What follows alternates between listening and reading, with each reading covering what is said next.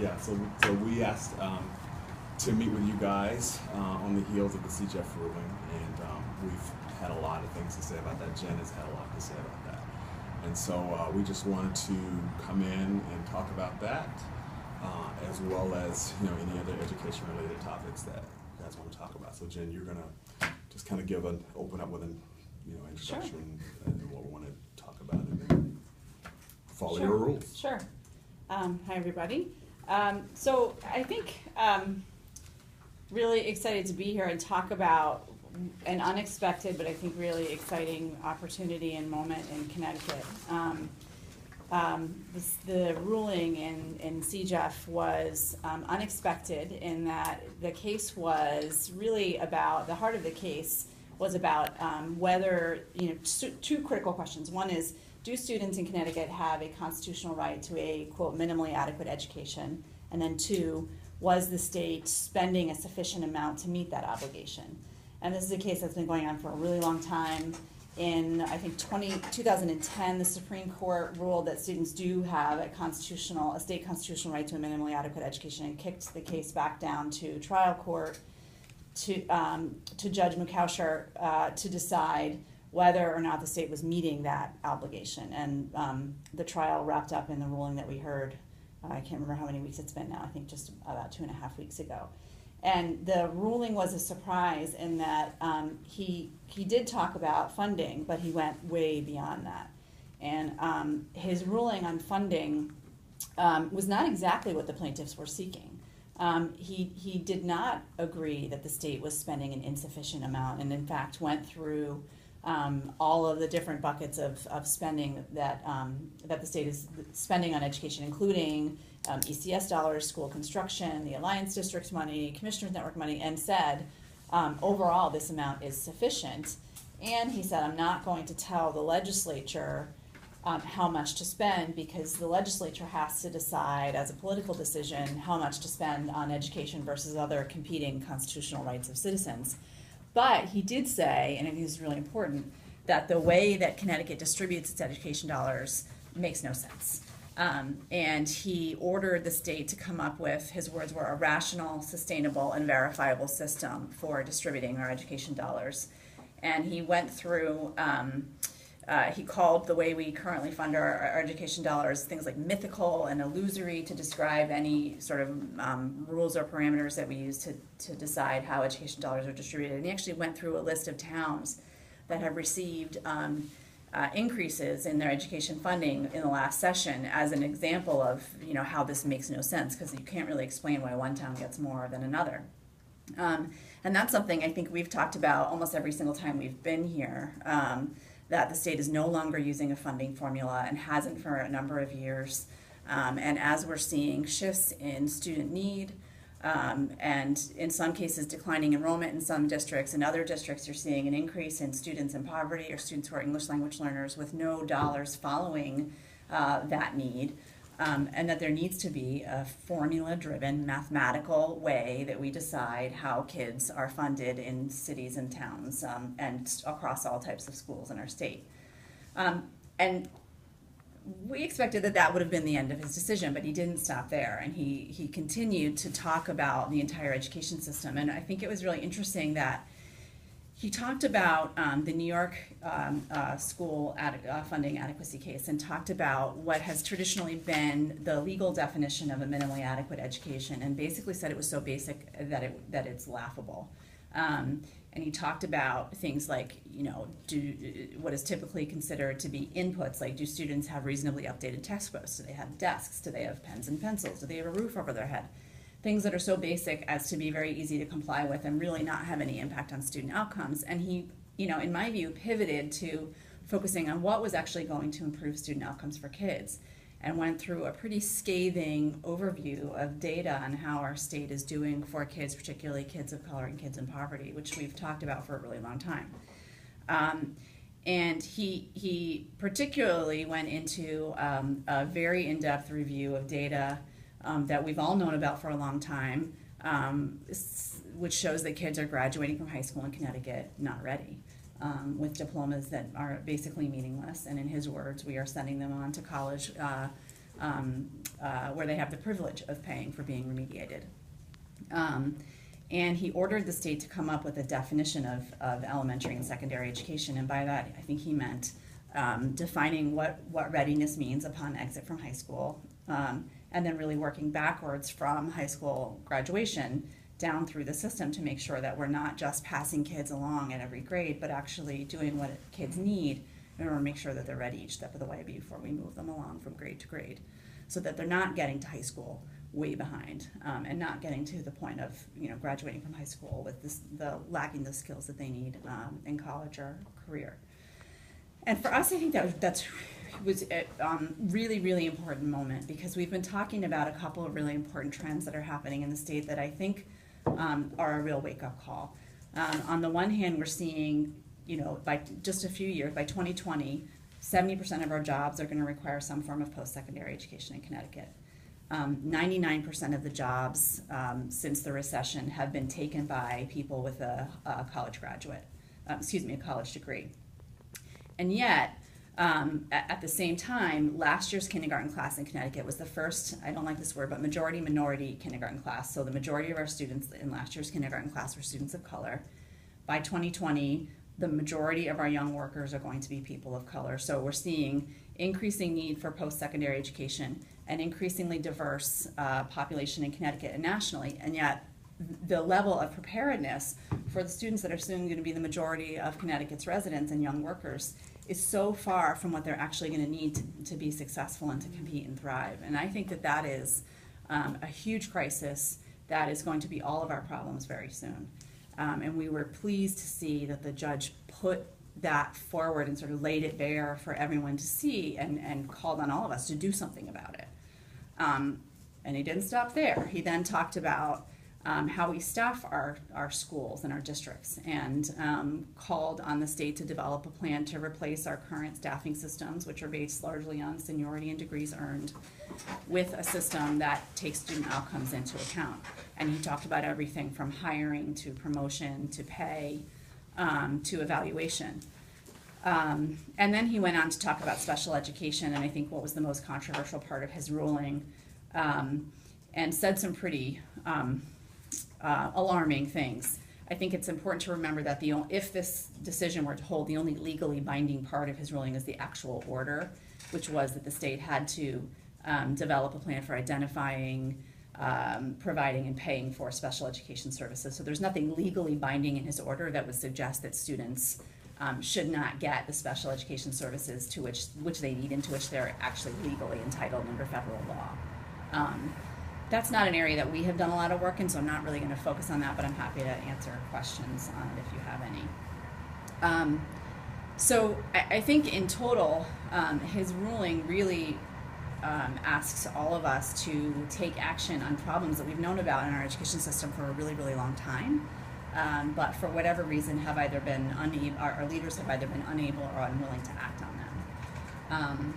Obviously, the state chose to appeal. The Attorney General has used an emergency appeals process. We don't quite know what the timing is of that, because it's a process that's rarely used. So there's not a lot of precedent.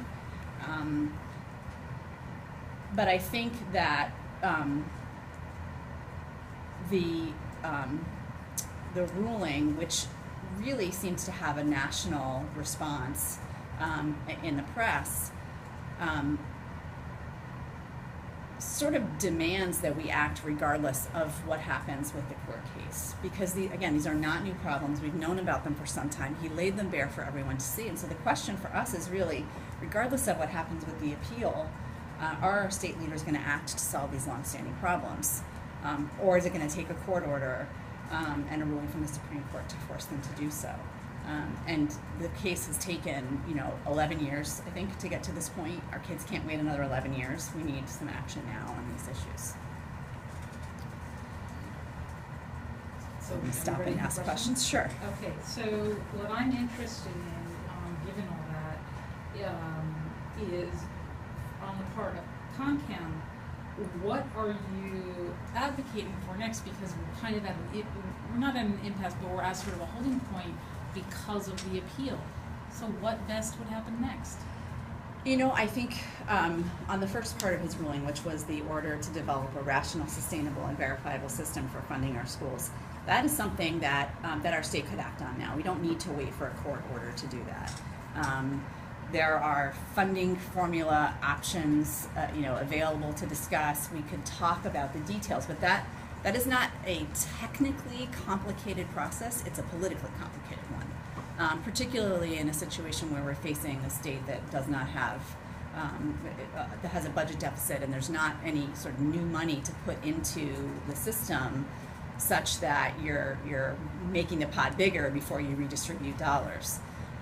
So it's complicated, but we would like to see the state move on a formula that is student-centered, that accounts for student learning needs, so provides students who live in poverty and students who are English language learners with additional resources, that fairly calculates the percentage of a student's education that the state versus the town should be funding. And that formula should be applied across all types of public schools, including traditional, charter, magnet, technical, et cetera, so that it's if we're funding all kids consistently across all types of schools.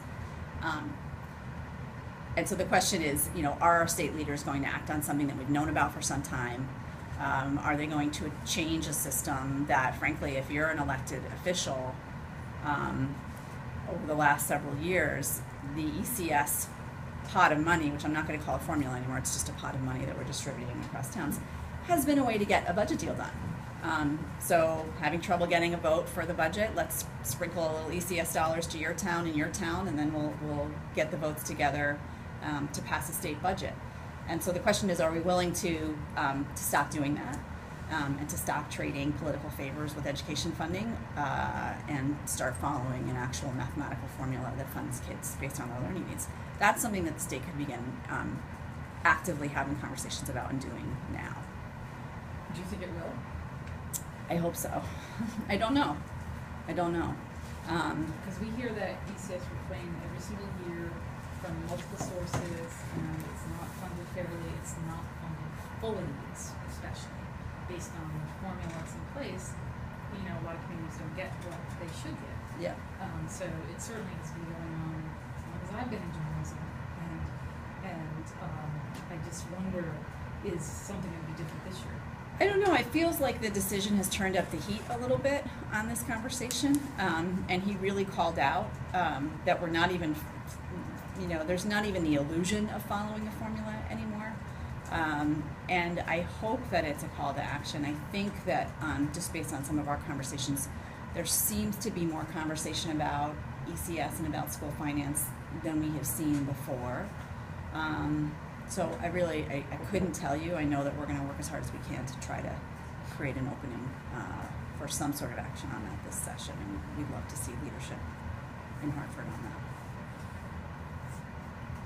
I have a really basic question. Yeah. Since municipalities fund schools, what effect does this have on them? If you talk about the state, but I don't understand. Since most of the money comes from cities and towns. Depends where you live.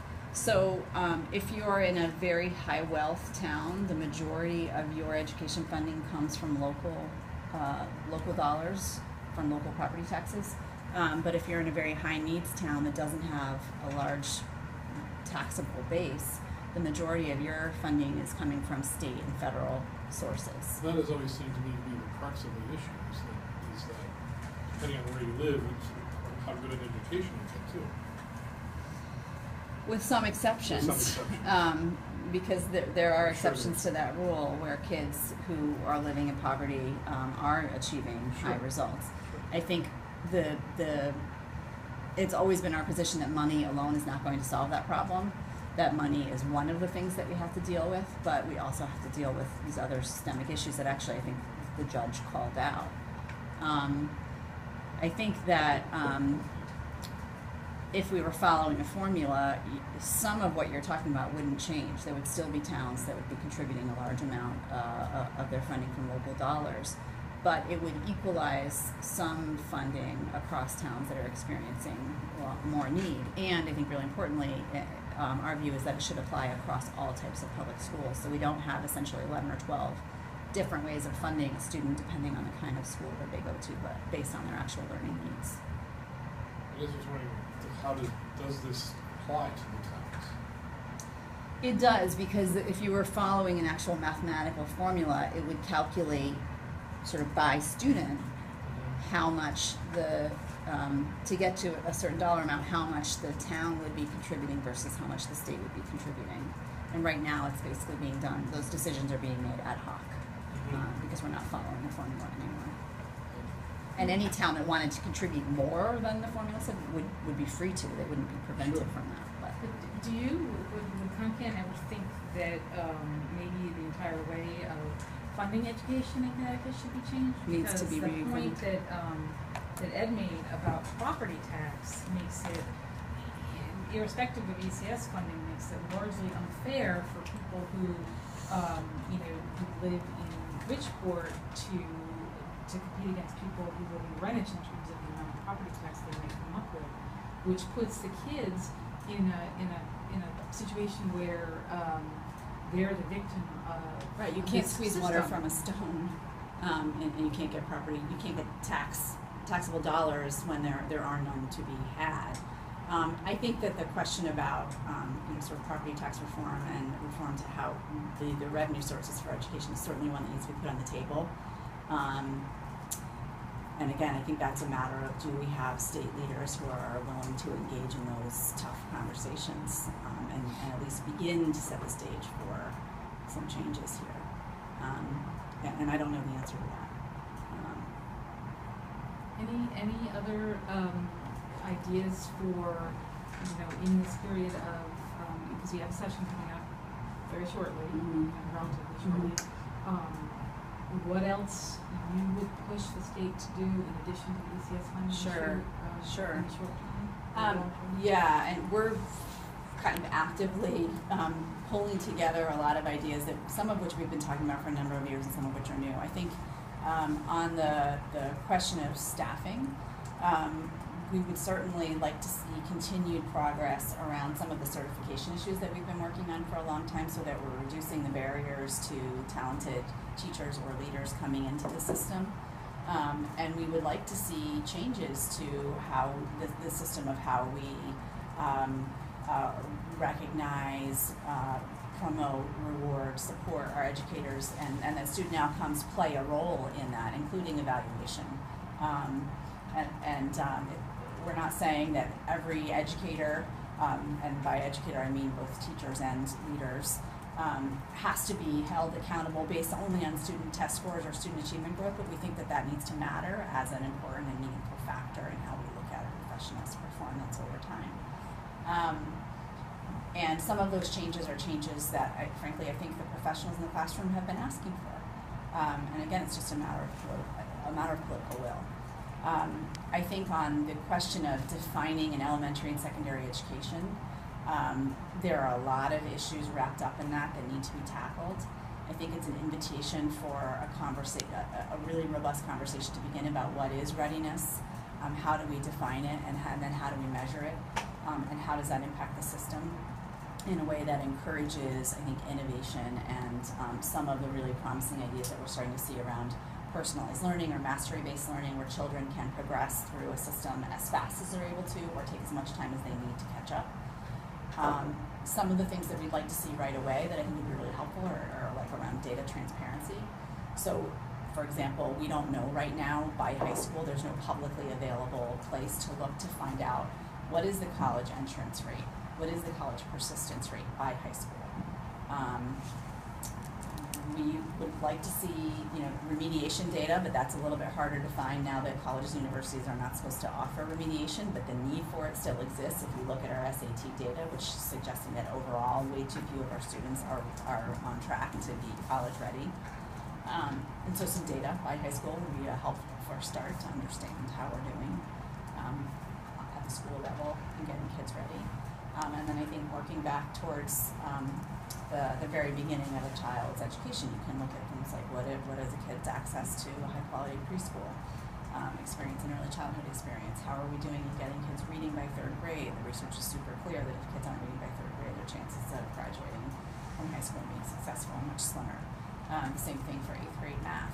That's a pretty critical indicator of how kids are going to be successful later on. States like Massachusetts have implemented something called an early warning indicator system, which basically uses research-proven data points about a child, things that research has shown make a child much more likely to be at risk, flags that child for the professionals in the school and the district, and enables them to develop interventions.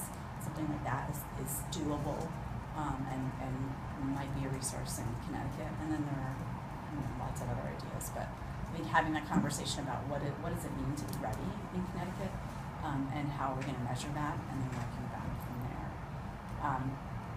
We hope that the state continues to implement the Connecticut core standards and the smarter balance test and the SAT, because those are pretty critical indicators of how what we're doing, and losing that would give us some pretty important metrics against this readiness benchmark that we're talking about. But that in and of itself isn't enough. We need to keep doing that and then do more.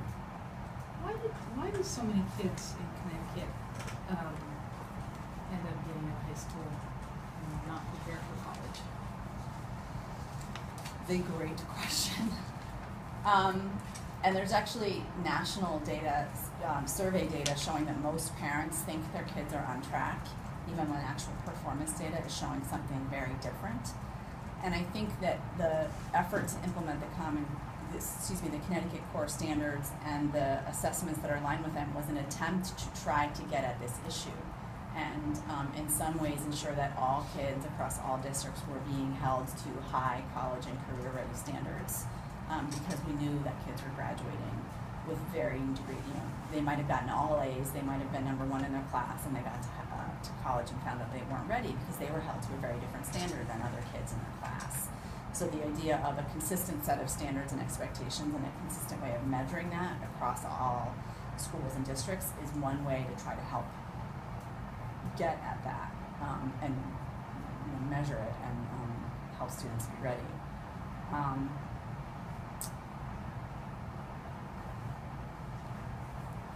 It's a tough question. It's a very tough really question, is, and it's not just an urban issue. Oh, that's quite clear. Yeah. Yeah. That's, how about the state's need to address chronic absenteeism of students? Chronic absenteeism is one indicator among a set of indicators that a child is at risk and needs intervention and support. And I think that indicator, we need to understand what's going on there, but it needs to be looked at like as part of a more comprehensive approach to making sure that we're not letting kids slip through the cracks. So child by child, a more comprehensive approach?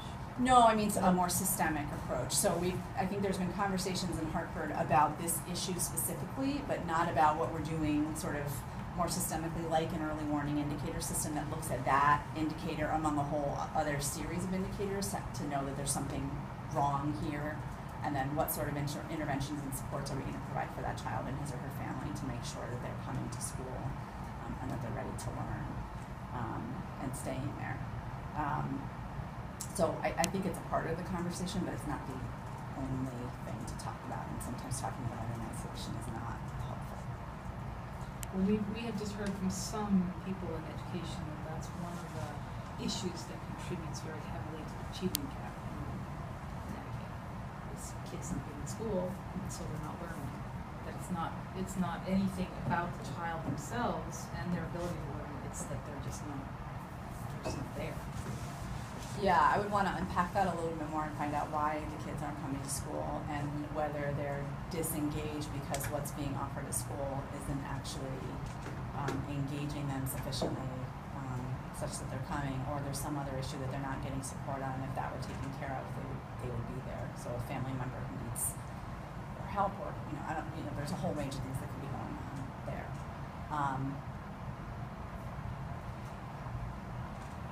Does ConnCAN have a position on Garth Harry's revelation that he'll be leaving the district shortly? Yeah, I mean, we were not shy about the fact that when there was a search for superintendent, we were supportive of Garth. I think we are disappointed to see him go. and I think the real concern is what happens next, because New Haven has been a focus not just in Connecticut but nationally of what's possible when labor and management come together and negotiate innovative contracts and do some of the things that the judge was calling for in his rulings, like rethinking how we support and evaluate staff and how we intervene in schools. And it would be a shame to see that go. And we know that there are contract negotiations going on now. I don't know what will happen with those, but I think it is safe to say that the future of reform in New Haven hangs in the balance, and that whatever leaders in New Haven do next will tip the scales one way or the other. And the work is certainly far from over in New Haven, but we have started to see some promising signs of improvement, and it would be a shame to see that disappear. Well, Does the ruling out of Hartford have does it provide an opportunity for the state to make gains in its achievement gap, or at least closing the achievement gap? I think if we change policy to expand opportunity and eliminate barriers to opportunity, yes, but that's going to require action from our state leaders. Does the ruling go far enough to prevent the state from just saying, okay, well, this ECS formula, now it's back in play? And I guess the second part, would that be enough, if so? It's a great question that I think is a legal question in terms of process. So right now the ruling is on hold while the appeal is going on. So the 180-day time frame, which I think actually was symbolic because it's the legal length of a school year, is on hold. And the trial actually isn't over. They're still in the remedy phase. So if it were being followed, the state was supposed to come up with a plan in 180 days. The plaintiffs had 60 days to respond, and then a hearing would have been held. It's not clear, I presume the judge would have decided one way or the other, and may still, depending on what happens in the Supreme Court, whether the plans were sufficient. And he did say a couple of times